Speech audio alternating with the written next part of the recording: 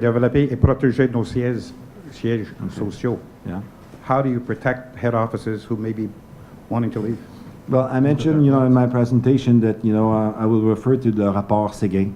There was a commission, sitting on this, and there's a lot of recommendations going through this report. Some are concerning, how long, can you vote if you hold shares?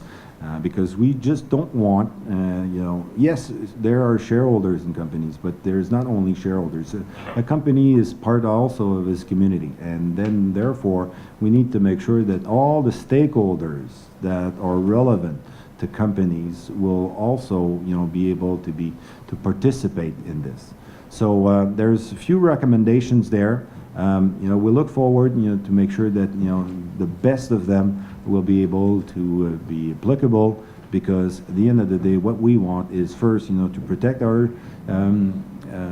head offices here, and to create, companies that will be able first, to create more in the future, and eventually, being able also to propose to other companies that will be interested to invest in Quebec and move forward and put their head office here in Quebec.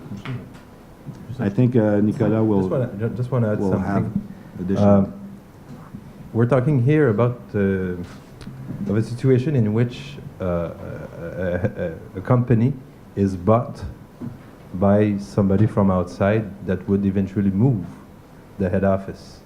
And in North America, in the United States in particular, almost every of the 50 states have in their legislation measures that can be used to allow those companies to protect themselves against aggressive bids.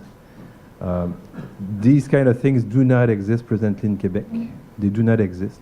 And what Pierre Karl is suggesting is that we put those into place into our legislation. In other words, to make sure that, the Quebec legislation will be on playing fields with other legislation elsewhere in North America.